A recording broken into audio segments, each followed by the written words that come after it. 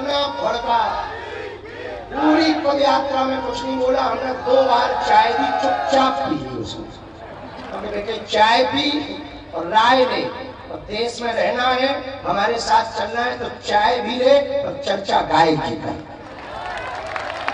फिर वो जाने लगा, तो फिर हमने उसको कहा, हम कहा my dear you come here पटनी के लिए, इधर आओ। बोले हाँ, बस सुनो, हम इस देश में एकता क्यों चाहते, यही कीड़ा है ना तुम्हारे अंदर। उत्तर सुनो, कुछ लोग इस देश के तिरंगा में चांद देखना चाहते, हम चांद पर तिरंगा देखना चाहते, ये चाहते हैं। बोले इससे क्या होगा, उनकी एकता से यदि कास्टिज्म शून्य होगा, राष्ट्रवाद बढ़ेगा। कास्टवाद शून्य होगा तो जातियों में बटे हुए व्यक्ति ऊंच नीच, अंगड़ा पिछड़ा, जात पात की लड़ाई में अपनी एनर्जी खत्म करने की बजाय राष्ट्र को आगे बढ़ाने में अपनी ऊर्जा को लगाएंगे, भारत विश्ववीर बनेगा। हम ये करना चाहिए। आज भी गांव में कई विवाहों में घोड़ियों पर नहीं बैठने दिया जाता। आज भी गांव में भेदभाव के नाम पर बांट दिया जाता। इसी छुआछूत और भेदभाव में सनातन से कई लोग विमुख हो गए। कोई बुद्धिस्ट बन गया, कोई हली उल्लाह वाला बन गया। सनातन की सबसे बड़ी कमजोरी है, इस्लाम धर्म को कोई स्वीकार करे तुरंत चच्चा जान हो जाता है, अम्मी जान हो जाता है। कोई ईसाई बने तो वो सर, मिस्टर, सिस्टर हो जाता है। पर कोई हिंदू धर्म में रहे तो या तो वो जाट हो जाता है, या बर्मा रहता है, या शर्मा रहता है, या क्षत्रिय रहता है। हम ये कहना चाह रहे, ना तुम बर्मा रहो, ना शर्मा रहो, ना क्षत्रिय रहो, ना वैश्य रहो, ना शूद्र रहो। तुम पहले हिंदू रहो, तुम पहले हिंदुस्तानी रहो, बाद में कुछ भी नहीं। इसलिए एक बात और हम अपनी बात विराम करने के पहले कहें, वो दिन दूर नहीं जब तुम्हारे गली मोहल्ले में भी बम फूटेंगे, उनके डॉक्टर भी फोड़ देंगे और अपन नारियल फोड़ फोड़ के मरे जाएंगे। क्या बात है? उनमें और हमें कितना अंतर है? वो बम फोड़ने पर भरोसा करते, हम लोग नारियल फोड़ने पर भरोसा करते। इसलिए वो मार देते, हम लोग गिनती करते रहते, हम लोग गिनती भर करते रहते हैं। हमने स्पष्ट रूप से इस्लाम धर्म की पूरी कौम से कहा कि तुम हमारे विरोधी नहीं हो, ना हम तुम्हारे विरोधी हैं। और यही वो हिंदुस्तान है कि बंटवारा जब हुआ, ये बात बहुत दृढ़तापूर्वक सरदार वल्लभ भाई पटेल ने अपने भाषणों में कही है। वल्लभ भाई पटेल ने 1947 के बाद कहा कि इस देश में, हिंदुस्तान में रहने वाले आधे से ज्यादा मुसलमानों ने जिन्ना के साथ खड़े होकर के पाकिस्तान की मांग की थी। पर दुर्भाग्य ये है, जिन्होंने मांग की थी वो सबके सब पाकिस्तान नहीं है। जब तुमने मजहब के नाम पर देश मांगा तो तुम्हें जाना चाहिए, कोई बात नहीं, रह गए और अच्छी बात है। हमारा तो वसुदेव कुटुंबकम का सूत्र है, हमारा तो वन वर्ल्ड वन फैमिली का सूत्र है, एक विश्व एक परिवार का सूत्र है। तुम रह गए, कोई दिक्कत नहीं। पर एक बात, हम अन्य देशों से आए हुए रोहिंग्यास, बांग्लादेशी, शरणार्थी जितने भी हमारी बात को सुन रहे हैं टीवी के माध्यम से, हम एक बात तुमसे कह दें, कान खोलकर सुनो, भारत एक देश है, कोई धर्मशाला नहीं है। तो आप यहाँ शरण लो, और शरण भी लो तो कायदे में लो। और इस्लाम धर्म के सभी लोगों से हम कहेंगे तुम हमारे हो, इसमें कोई संदेह नहीं।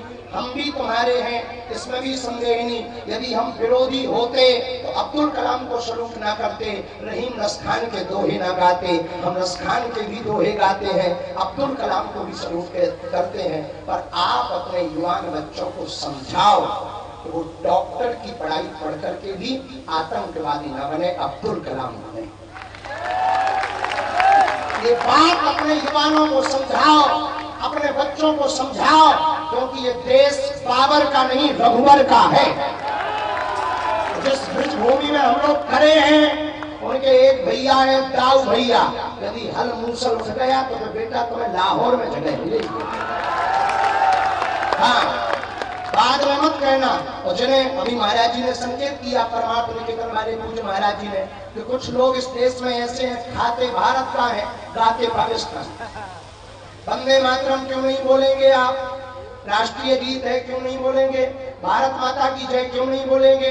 भारत मातृत्व प्रधान देश है, यहाँ गाय को भी माता कहा जाता, गंगा को भी माता कहा जाता, यमुना को भी माता कहा जाता, गायत्री को भी माता कहा जाता, और हमारे देश को भी भारत माता कहा जाता है। फिर आप जय क्यों नहीं बोलोगे? तो कुछ मजहबी कट्टरपंथी कहते नहीं हम जय नहीं बोलेंगे, ठगली के बने। तो तुम रहते कहाँ?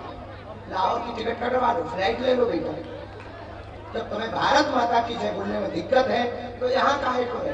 भैया हम तुम्हारे विरोधी नहीं, पर एक बात हम फिर हिंदुओं को कहेंगे, हमें इन बातों पर भी ध्यान नहीं देना। हिंदू वो नहीं है जो मुसलमानों को गालियां दे, हिंदू वो है जो सनातन को तालियां दे।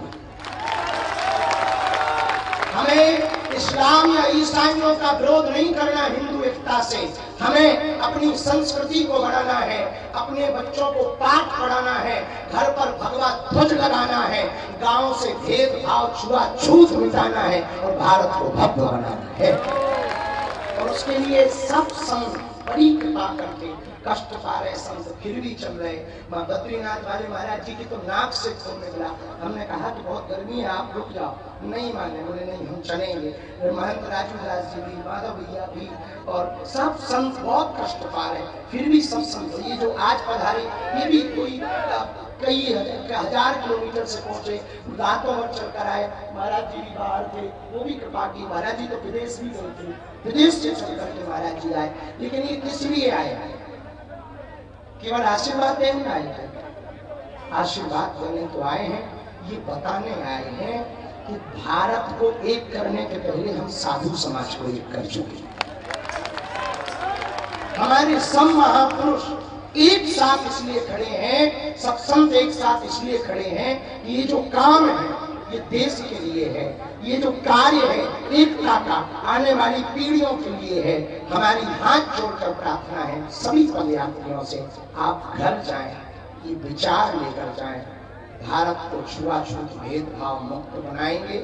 कोई पूछेगा तो परिचय हिंदू और हिंदुत्व बताएंगे, घर पर भगवान लगाएंगे, माथे पर टीका लगाएंगे ताकि सनातन फीका ना हो, और जब किसी हिंदू पर कोई विपदा आएगी तो सबसे आगे आएंगे।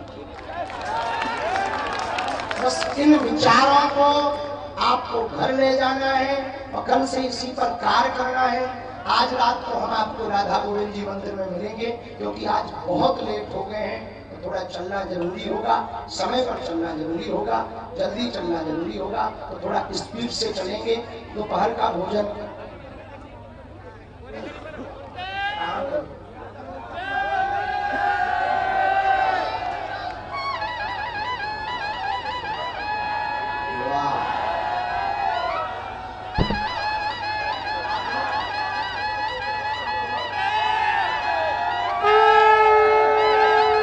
भोजन जहाँ है वो जगह तो ठीक ठाक नहीं है।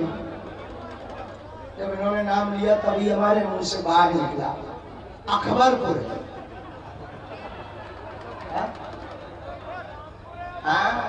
रघुबरपुर होना चाहिए।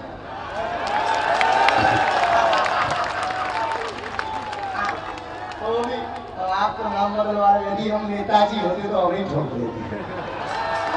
अरे भाई आगे निकालो। हाँ ये ठीक है। यादव हरियाणा ढाबा के पास भैया इतनी माला लें कि हमारे जैसे दो चार चमचे हैं।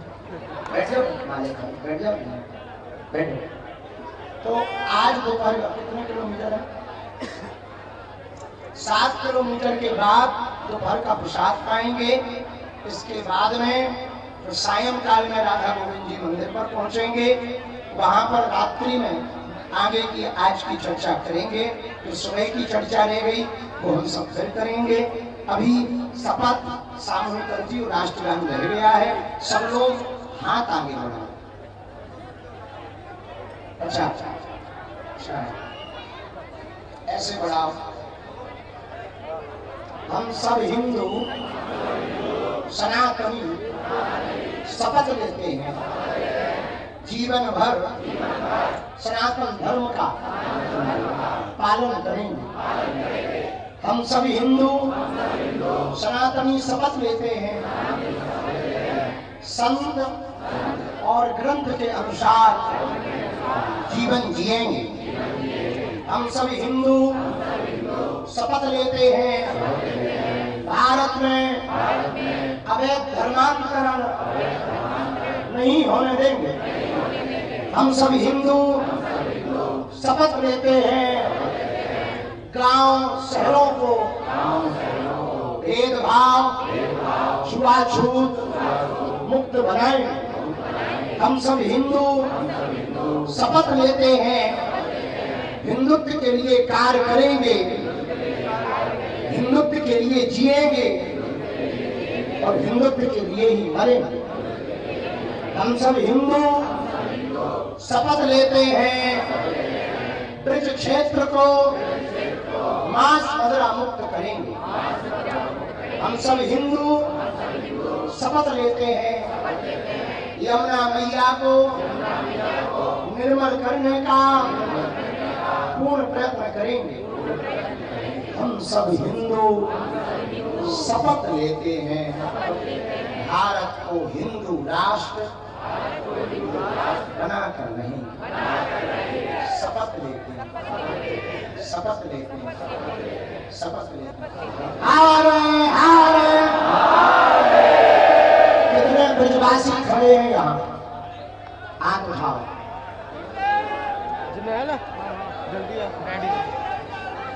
सभी ब्रजवासी सुनो, जैसे ही वृंदावन की तरफ मुड़ो तो बड़े बोर्ड पे लिखा अंग्रेजी शराब की दुकान।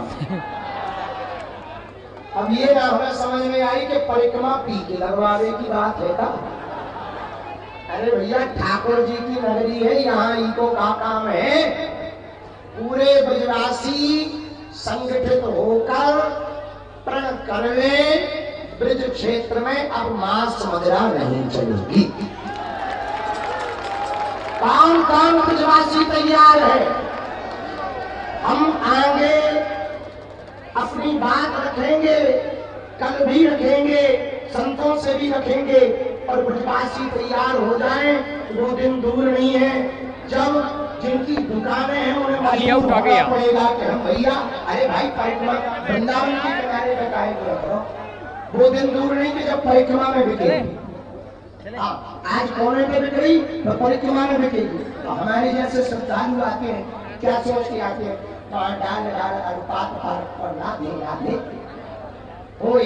हम लोग ऐसा सोच के आते वृंदावन जाएंगे, ब्रज रज मिलेंगे, संत मिलेंगे, लेकिन जैसे ही एंट्री करो अंग्रेजी सब आपको कौन करेंगे। तो कौन कौन ब्रजवासी तैयार है उसको हमें करना है। पक्का पक्का सुनो ब्रजवासियों, ब्रज को जितना गंदा बाहर के लोगों ने किया शायद किसी ने नहीं किया होगा। यदि आज ब्रजवासी एकजुट नहीं होंगे तो कल वो दिन दूर नहीं जब ब्रज की तीन रानी, राधा रानी, रज रानी, यमुना महारानी की तो हालत तुम्हें पता ही है। इसलिए कल 16 तारीख को 12 बजे सभी ब्रजवासी 4 धाम छठी करा। यदि आप हिंदू हो तो आना, और हिंदू ना हो तो बिल्कुल नहीं आना। अपने पैरों को परेशान मत करो। यदि आप सनातनी हो तो आना, सनातनी वाले हो तो ठटरी बनाना। कल 12 बजे सभी सनातनी 4 धाम छठी कला पर पहुंचे। वहां पर सभी संतों के सामने एक नया उद्घोष किया जाएगा।